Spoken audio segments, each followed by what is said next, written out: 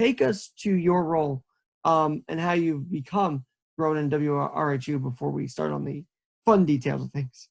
Well, I mean, more than just this past year, I've been fortunate enough to work at RHU for pretty much the past 6 years. One of those years, I was the Islanders producer, which meant to essentially put together the broadcasts, make sure they went on the air, made features, interviewed players, engineered all that good stuff. But over the past year, being that I was in grad school, I graduated in 2018 undergrad, but I graduated with my MBA this past year.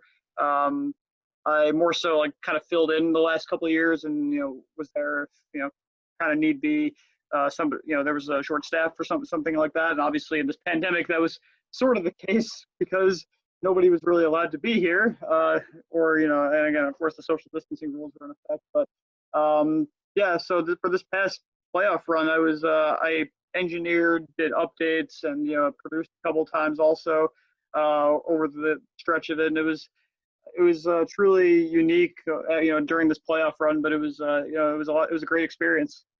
Well, Dan, I'm sure some listening tonight recognize the voice because you've also been on WRHU broadcast with what? Wasn't it the Islanders Minute you were doing during the season? Yeah, I mean, I did updates here and there. I would do some of the interviews during games, so I guess my voice was on there here and there, and I'd also do the again, like back in the day, I'd make features, and those would air throughout the year. Actually, I did one this year when Grant Francis was the producer this year, who did a phenomenal job.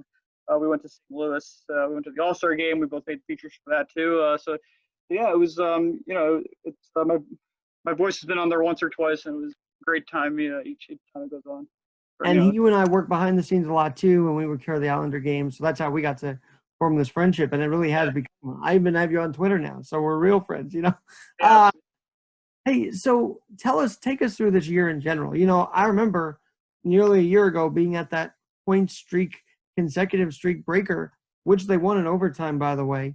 But to get to that 16th game, 17th game, you could tell early on this team was going to go far, didn't you? Wouldn't you say that? Yeah, I mean, certainly 2018-19 after the situation with John Tavares when he left, and they certainly surprised a lot of people that year anyways, going to the playoffs, going to the second round with given the expectations they had coming into it. I mean, it just goes to show that ownership, front office, coaching, it really does make a difference. And based on what they were able to do last year and what they turned it into this year, especially early on when they again went on a 17-game point streak, you just saw that stability was constantly there. And this is not the Islanders of 10 years ago. This is not even the Islanders of 2 years ago. This is a completely new ball game, and it's going to be exciting what they do. Next year, because again, they were 2 wins away from the Stanley Cup final this year. So, yeah. Maybe make a couple additions here and there, given the salary cap. We'll see how that works out. But there's a lot to be excited about right now in Islanders country.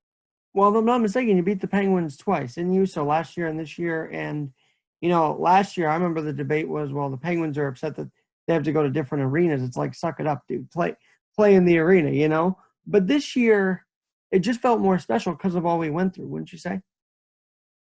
I mean, yeah. Well, again, first of all, this Islanders season, if I'm correct, if I'm not mistaken, it lasted 366 calendar days because preseason began, I believe it was September 16th, 2019, and of course the Game 6 against Tampa this year was 17th of September.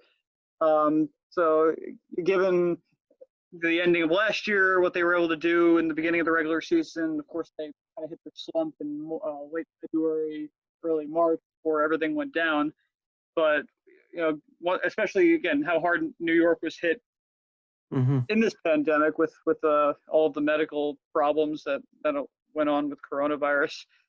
This was nice for the people of not just New York but Long Island, who again was hit pretty hard. Cheer about something for 6 or 7 weeks. So it was it was a special time. Especially because, let's be honest, none of us knew if there was going to be any sports played. So this, to actually feel like a regular sports night, and let's be honest about this, with all these sports, only a small handful, there's big crowds, but only a percentage get to go to these games. So for you and I, working these games or not going as much, yeah, we missed it.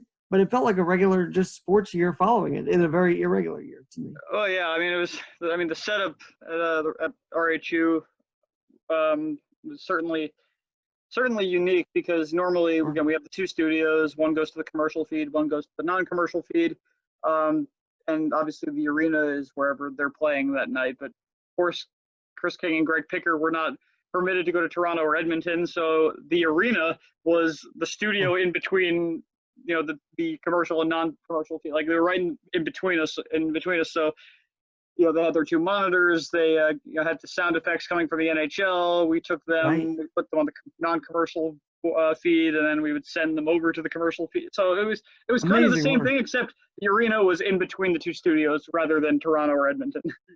Chris King, Eberle scores the goal. Is that the most excited you've heard him do a call? I mean, he was literally, if you see the video, jumping out of his chair. Yeah, no, he and Greg were certainly certainly excited that night. Yeah, that's got to be up there with the most hyped I've seen him or heard him rather. Obviously, Game 6 against Florida in 2016, that was he went out of his mind that Right. night.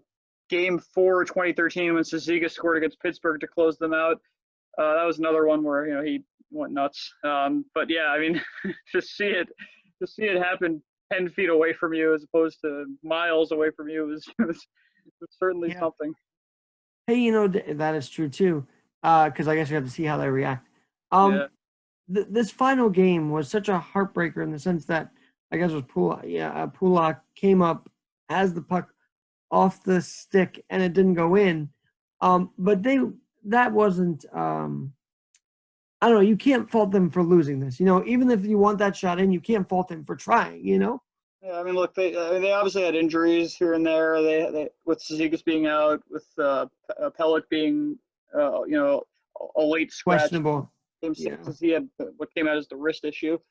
But yeah, I mean, this team, given what they were able to accomplish with, pretty much the same team as last year. They had obviously a couple differences here and there.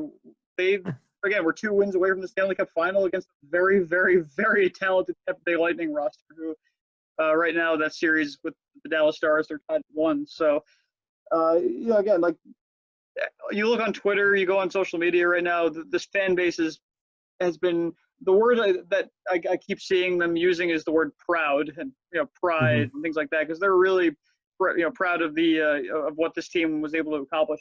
And again, like it's a very exciting time to be a fan of this team, and I truly believe next year they can potentially go a step further and be in the final.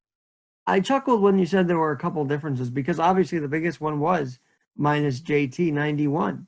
And I'm not even talking about that. I'm talking about last year. Like guys like Filppula, now you got Brassard, But yeah, obviously Tavares. Brassard's played a huge. But to me, it seemed like the culture shifted when he did go to Toronto. Like the culture, and I don't know if you're friends with him and want to comment on this, but the culture of the Islanders seemed to change when he left and Trotz came in. Like, I don't know, it felt like more of a team spirit rather than the John Tavares show.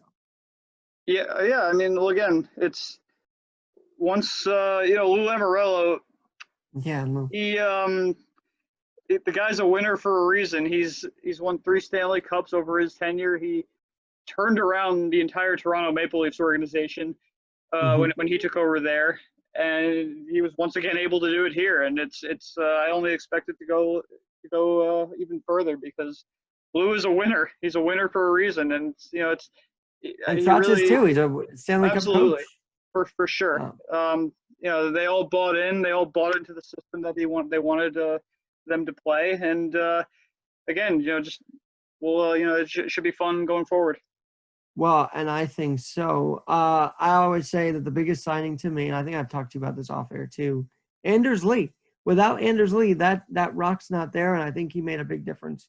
Yeah, no, he Anders is as good a leader as you can have. He cares about his teammates. You can hear it in that final post-game press conference. He essentially couldn't even get the words out of his mouth because he was just that emotional about when talking about his teammates.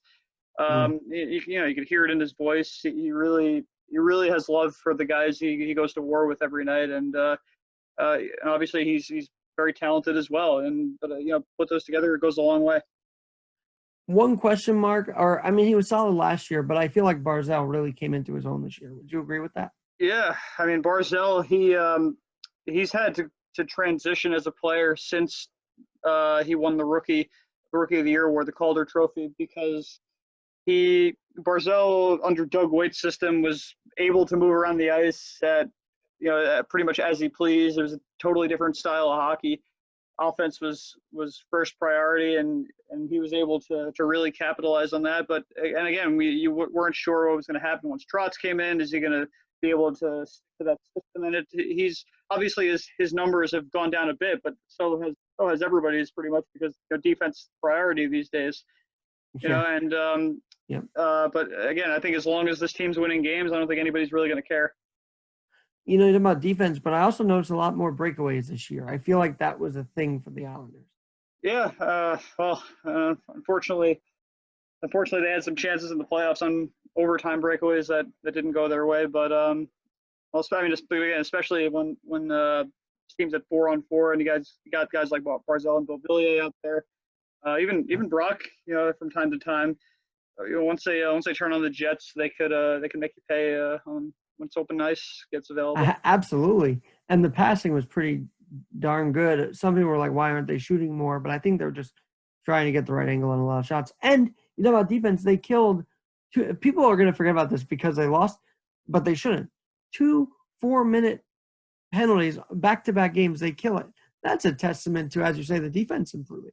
Yeah, no, I mean they got a lot of heart. The penalty kill wasn't the strongest against the Capitals and the Panthers earlier in the series or in the playoffs, but they were able to pretty much rectify that once they had their battles with Philadelphia. I think Philadelphia, they were perfect on the power play. I'm pretty sure Philadelphia was 0 for 13 against the Islanders on the power play. And of course, those 2 enormous kills against Tampa. Unfortunately, the second one didn't result in a win, but the first one was, which pretty much led to that Eberle goal later in double overtime. And thank you for correcting me, because I was trying to think. I knew they beat the Capitals, but I thought that was last year. But no, they beat the Penguins and the Capitals, elite teams. I don't care if age is a factor; they're elite. So for them to beat these 2 teams 2 seasons in a row is a big deal. Well, I mean, again, you don't got to talk about age. When you talk about teams like that, there was a reason those teams were the Stanley Cup champions in 3 straight seasons: 2016 and 17 with Pittsburgh, and 2018 with Washington. You got the right leadership, the right guys out there. You're gonna have success. And the Islanders, again, this team is an emerging force in the Eastern Conference, and I think it's going to have to be time soon for the rest of the league to start respecting that, because they beat teams like Washington and Pittsburgh, and it came damn close to beating Tampa. Yeah. Hey, Dan, I could tell you're very passionate about this and this team. Did you always grow up an Islander fan, and did you ever think you would be producing radio for Islanders hockey, knowing that you had this big fandom for them? Yeah, I mean, like I went to my first game in 2002. I was more of a basketball kid though growing up, and I liked the Mets too here and there. But yeah, I mean, I really didn't get like hooked on them until I was in middle school, which is about, like, I want to say 2008, that around then. But yeah, I mean, since then it's been, I'd go to games on Friday nights after high school and stuff. Your school ID, and then you get $20 tickets and stuff. But yeah, I'm very blessed to have been able to have the journey I've had so far. There's a lot of people to thank, and I hope the ride only gets better from here. Well, if you want to thank somebody on this podcast, be sure to, because I'm open the mic to you. It's all you tonight, man.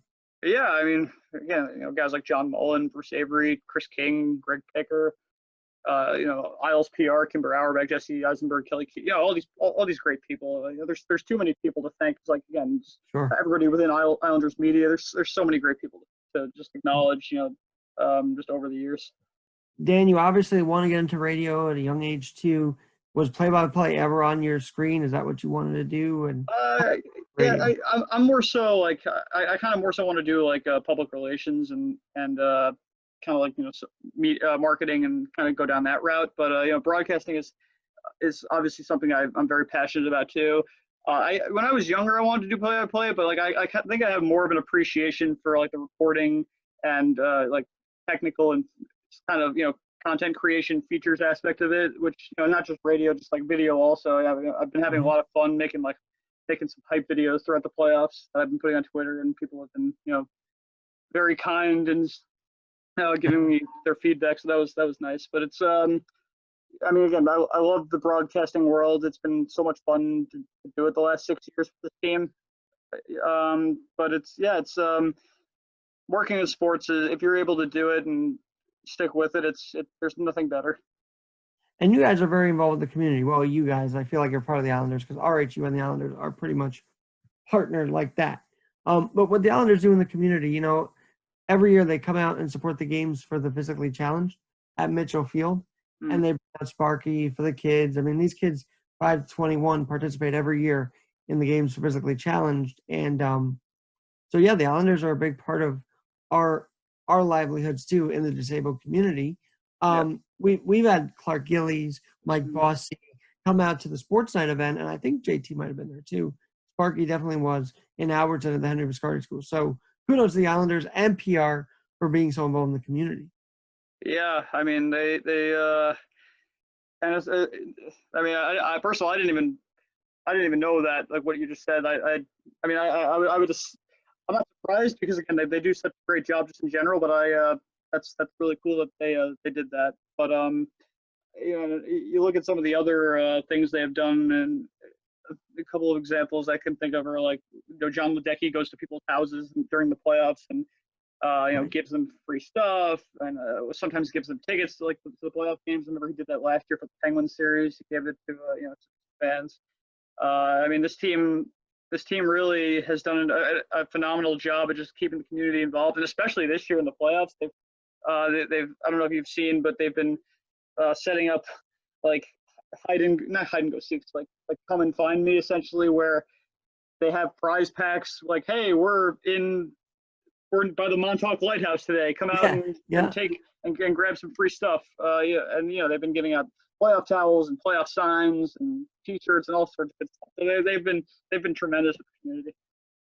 On the radio aspect too, it seems like these guys really give their time every game to you guys, and that's important as well. Yeah, for sure. I mean, it's been a lot of fun to do these broadcasts, and there's the Islanders are definitely appreciated for and I feel like giving the opportunity. And I feel like, and the setup that you guys have, I think every other team needs to have. What was it like connecting to Zoom, trying to get to Trotz after his? I mean, that was a big part of this. Now getting the post-game interview done. Yeah, there. It was at first it was kind of chaotic just because again none of us had ever done anything like this before, because we'd have to get from the world feed, we'd have to get like the walk-off interview, like the end of like the star of the game, essentially, that interview would come down that, and then we'd immediately have to switch over to the Zoom feed and get that going. And just, it was hard sometimes to get everything all at once. Like usually we would try and get it all on our own, but like sometimes Grant, who I mentioned before, he would like have a backup going on his end just in case we didn't get it. So we always had a safety net just in case. But like as more of the games went on, we were able to like get them all quickly. You think the NHL handled this whole thing well? I really do. I think with everything going on, they were doing a great job with this whole playoff. Oh yeah, I mean, like they're the model. I mean, them in the NBA, they're the model of like what this should be, and how to get these games in. And I'll be honest, I was skeptical at first. I didn't know if it was gonna work out, and I think that's fair because nobody knew what was gonna how this was gonna go. But it was the NHL. Kudos to them. They did an absolutely phenomenal job.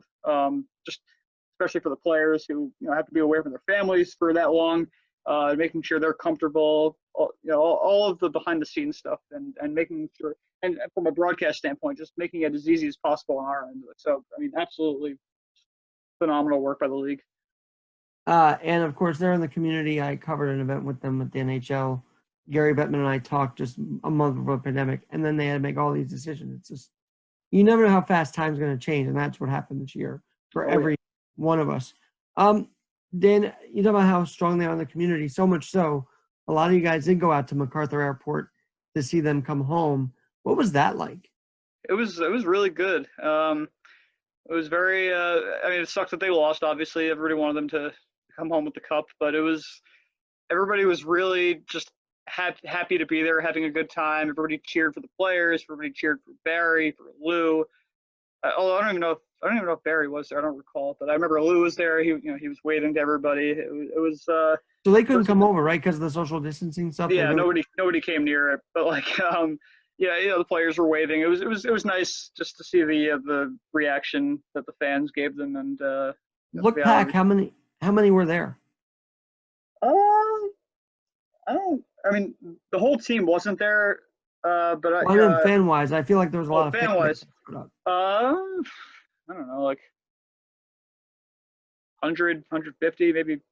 I don't know, something like that. Well, how did you guys know? Because I didn't even see an update about this. How did you guys know? This team's fan base somehow gets a hold of information better than most. Where like they essentially tracked the flight that was coming from Edmonton to far, which I don't even know how that's done. I don't know how you even begin to find out that kind of information, but they managed to do it, and everybody kind of found out, and everybody was like, yeah, I'll go welcome them home. They've made us happy the last many months. They deserve a nice round of applause.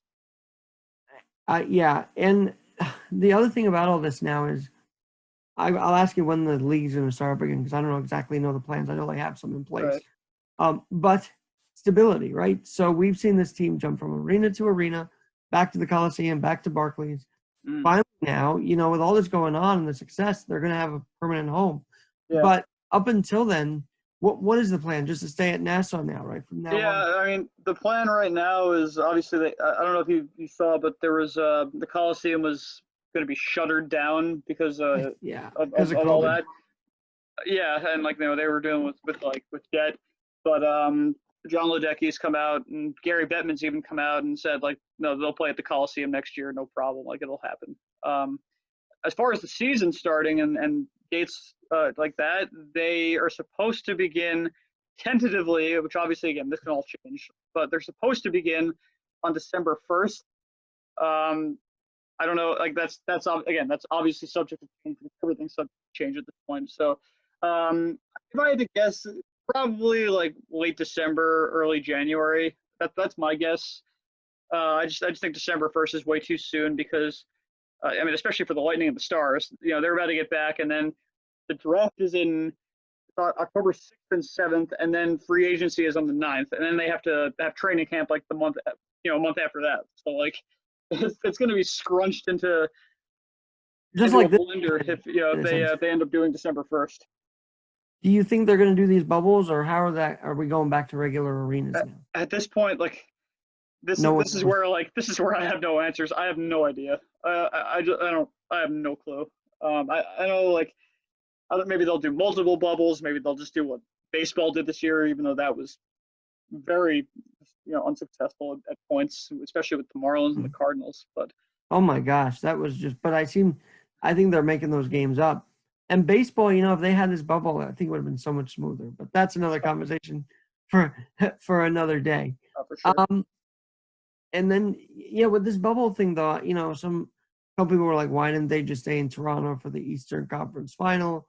Did you have that question too, or? No, I was actually okay with that because let's say again they played in Toronto. Let's say Tampa still wins, and then they go to Edmonton and Dallas beats them.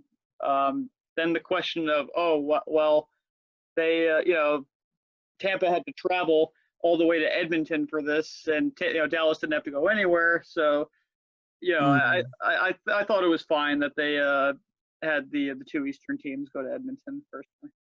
Well, now that we're into that series, Lightning Dallas, it's been thrilling so far. I mean, the Lightning, I guess, had this non-fresh leg thing, almost like the Islanders had in that game one because they had the fresh legs. Then you see what happens when they have fresh legs. They score 3 goals in a few minutes. Yeah. Could we see a Game 7 series with these teams? Personally, I think Dallas is winning this in 6. That's just me. Okay. Although I haven't really. I was talking to Susumu Araki yesterday, who was a guy I worked with back in the day at WRHU for the Islanders. We were pretty much doing what we're doing now. Yeah. And I was telling him I haven't really been watching much of the Stanley Cup Final because even though the Mets are pretty much out of it at this point, they're still technically alive. So like I've kind of just been watching the Mets play.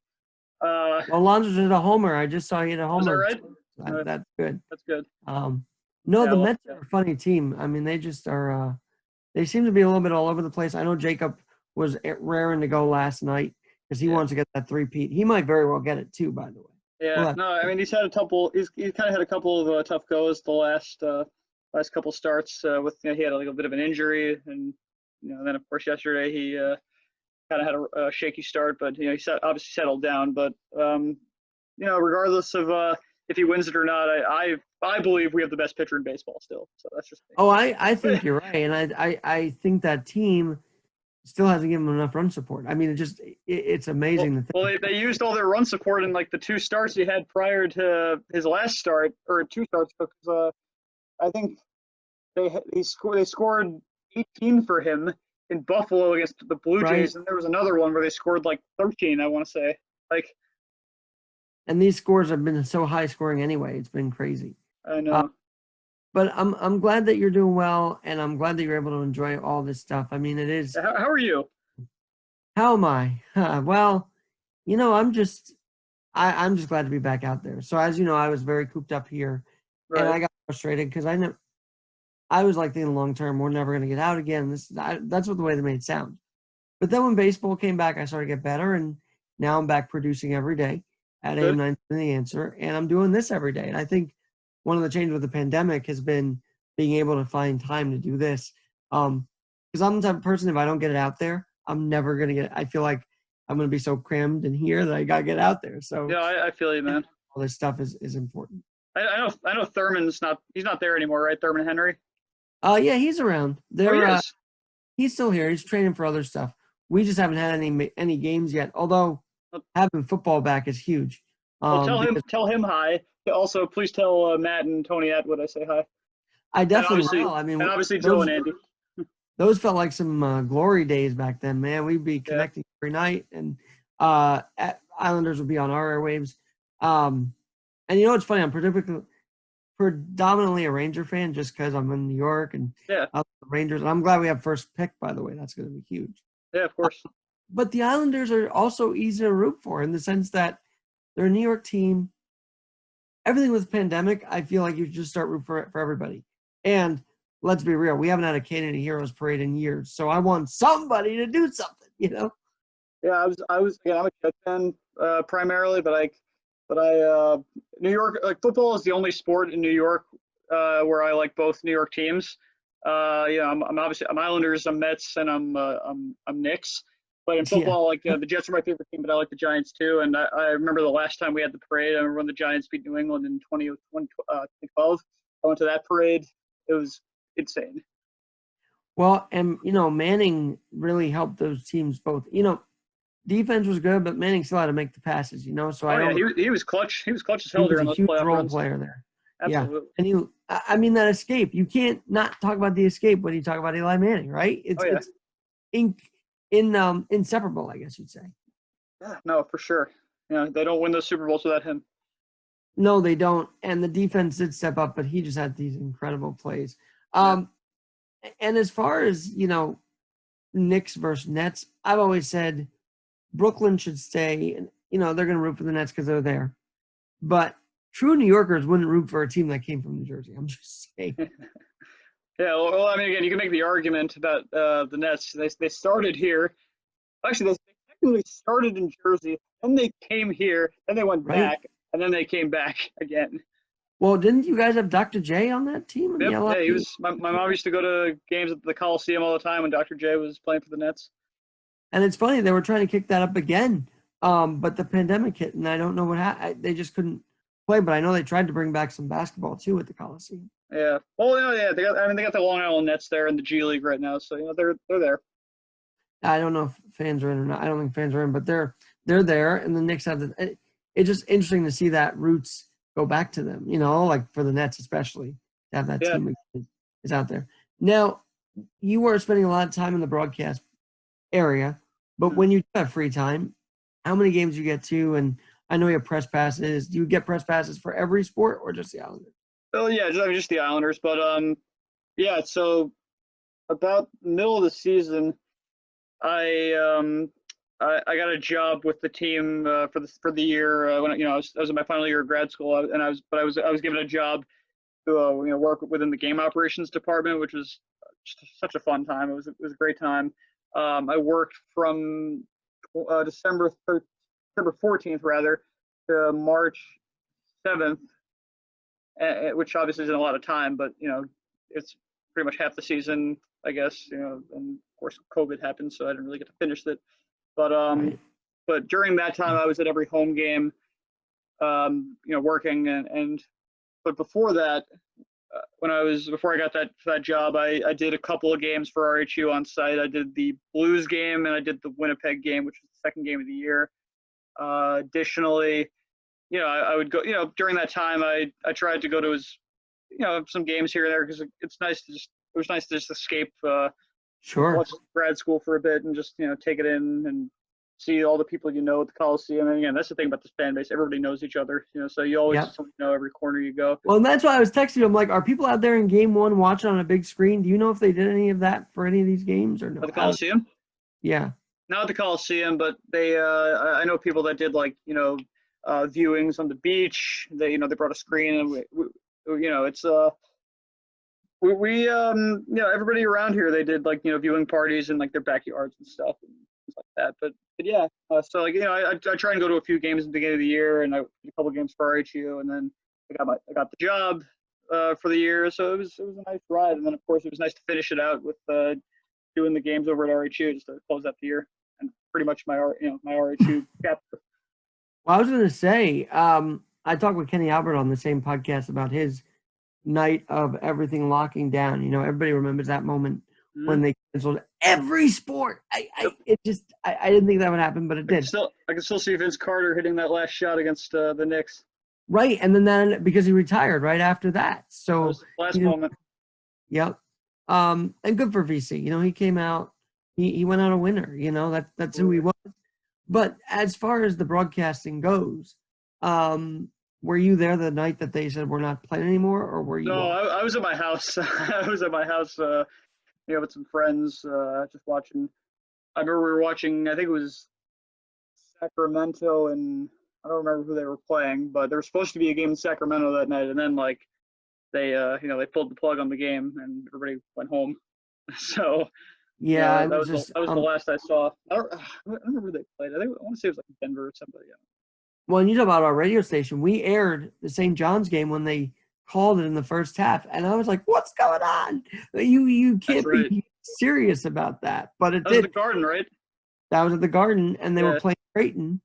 And first half they did okay, and then they just said, "That's it. No Seton Hall, no other Big East tournament." And of course, the thing about it is, if you've not been in the city, I'm sure since this whole thing happened. No, I haven't been to the city since probably since the Islanders played the Devils in New Jersey in January, because I went to that game with my friend from Jersey, but I wasn't even outside. I was just in Penn Station. Huh. Yeah, I mean it just was eerie because some of these places like the bars still have March on it. I'm like, are you serious? That's how. And then you see the billboard saying March Madness, Big East, and I'm like, oh, don't remind me of that time still, but they do because they haven't changed out the ads. That's just. That's just interesting. Was there any controversy? So I asked this because obviously Mike Milbury had to leave NBC for the comments that he made. But was there any big controversy that you could tell us that we didn't even know about, or wasn't as publicized, or was regarding what? Oh, this whole playoff thing. It seems like every sport had some kind of crisis happen during this thing.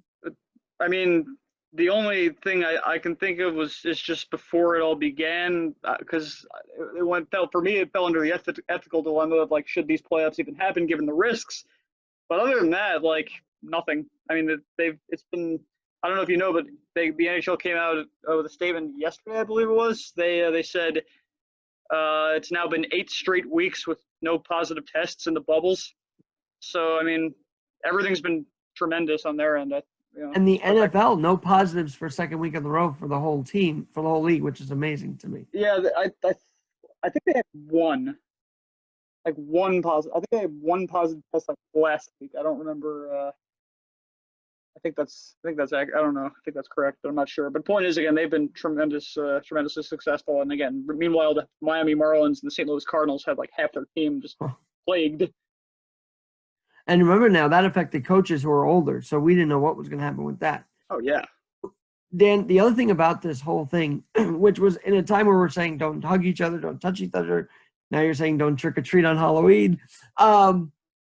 They were fighting. I'm like, they allowed fighting in the NHL with all this? I was kind of shocked, but it was interesting to see that in the pandemic. Well, again, as long as everyone was tested negative, and they're not going anywhere, then let them go. And that walk line, it was only a matter of time before they just took off the gloves and shook each other's hand. I mean, to really a fist bump would have been stupid. You shake hands on the handshake line. That's what you do.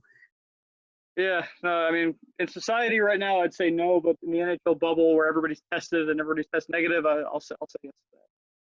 Well, Dan, this has been really cool, and I'm glad we finally got to do this. It's been a while, but I'm glad we finally got to connect here. This has been fun. And yeah, man. Since you are a big follower of the other sports, I just got to say, any predictions you want to make on the other sports right now? I mean, we've got the Lakers, Nuggets, nail biter game 1, AD hitting that three. What time is it? Is it 9? That game's soon, isn't it? Yeah, it's a little bit. I guess so. I haven't followed as closely, but yeah, it's around. It's 9:30, right? I want to say. Yeah, they're on now, actually. Yeah, I'll watch. Oh, it's on now. Yeah, I'll go watch that in a bit. But yeah, I'm all in on the Lakers this year, man. Like, I don't think they can be stopped. I think. I mean, like, I want to say Boston comes back against Miami. We can get that Lakers-Celtics finals, but I think Miami. That is amazing. The Celtics, obviously, they had some loss. They lose Kyrie to the Nets. They've just had some – it's not your Ray Allen Nets, Celtics or Rondo Celtics. It's a very different team. But you thought I'm still mad at Boston for getting rid of Isaiah Thomas. Yeah, see, you're more into it than I am, so I wouldn't know that one. But then, of course, the Raptors making it again but couldn't repeat, losing their big guy, of course, in the I think he went down to San Antonio, if I'm not mistaken. No, he was from San Antonio, and they went to Toronto. Now he's with the Clippers. Sorry, the Clippers. Yeah, you could tell a guy makes a difference on the team. So, yeah. And then baseball, as you say, the Mets are on the cusp. Yanks are in. Steve Cohen, baby. What? Steve Cohen. Yeah, that whole. Did you ever think, as a Met fan, you'd ever see them sold in your lifetime? I don't want to think about it. I just want it to happen. That's all I want it to happen. Well, yeah, and it's happened. And actually, Cohen is like a billions figurehead. He was like named out. That's the character. But you know what? If he runs the team, no one's going to care about that. Yeah. Yeah, no, it should be exciting for the Mets. And so I'm glad that you because when we talk, it's only about hockey, so I don't know the scope of what you're following, but it's good that you have a wider range of it. So that's cool. Yeah, I've even started watching soccer since that was the first sport to come back. Right? Yeah, the MLS was back. I don't know what NYCFC is, but I know they're playing. No, not even just that. I've been watching Chelsea. Like, that's my buddies. Some of my friends are Chelsea fans. They made me watch the team. So I'm a Chelsea we're fan, forgetting, I guess. Chris King does Ducks baseball. That's a huge loss for him this year. But thank God they had. Yeah, that's truly. I don't know if you've ever been to a game there, but it's a lot of fun to go see the Ducks game. It's very intimate. It's a great time. Buddy Harrelson had invited my dad out for years, so we'd always go. Then I do public address work at, I guess it's going to be a new name now, not Bethpage Ballpark anymore, but I would do announcing of an all-star game week from an outside contractor. It was very cool. So I love that feeling. Nice. And I didn't meet Chris King there, interestingly enough. I met him at Barclays Center when they were doing the games there. So solid announcer. Guy. Great guy. And someone even, I'm sure, off mic, you can learn from for sure. Yeah, no, without a doubt. He's the ultimate professional. And then, all right, so let me ask you this, because I'm asking my guests. Firstly, what's next? I know you're in the grad stuff, you graduate. What's next for you? Yeah, I mean, right now, obviously the job market's a little scarce, as we all know. But right now, I'm just trying to brush up on my skills, just, refine, some of my things I'm already, I guess, accustomed to doing, and just keep getting better and just wait for the job market to open back up again, because it's not very easy right now with all that. But I'm staying positive in the meantime. That's what you got to do. And then one thing that people that know you, but one thing they don't know about you that maybe you've never shared before. I know every NBA Finals winner and Finals MVP like by memory. That's just something I've always known. Are you a reincarnation of Naismith? I feel like Naismith would know all of that. You know what I mean? Yeah. Yeah. That was always like something I had fun doing in like elementary school. And of course, Last Dance got us through March, didn't it? What's that? The Last Dance documentary got us through March. I mean, what a series that was. Yeah, no, for sure. That was, it's always fun to hear old stories about, the teams back in the day. Oh yeah, and then, you and I in the '90s, that was all we saw on TV because they were only Chicago driven. It was the Bulls felt like 24/7, to be honest with you. I can't really speak much on the '90s, considering I was born in '96, so I didn't really get to see much. But I'm certainly aware of the woes the Knicks had at the hands of the Chicago Bulls. So, but and then that turned into the Pacers' woes against them. I mean, it just was one team after the other. Miami as well. They did beat Chicago. I didn't know this to get to the final against Houston. I didn't know that was who they beat until I saw the series. So yeah, no, 94. So there you go. All right, Dan. Well, thanks for joining me, man, and come back when the season's over and when we know more about the next one. Give us a preview. Sounds good, man. Yeah, I'm here. It was a lot of fun. I'm happy to have come on. And we can follow you at Hansonator on Instagram. That's your Insta, and what's your Twitter? Instagram, it's Hansonator329, HANSONATOR 329, and then on Twitter it's at Savant Sports, SAVANTSPORTS. Well, I'll get people to follow you there, and I will send your goodwill wishes to Joe and Andy and the guys at the office. So sounds good. Give them my best. Will do. I was Dan Hanson. I'm Alex Garrett. Another edition of Alex Garrett Podcasting in the books. We'll talk to you soon.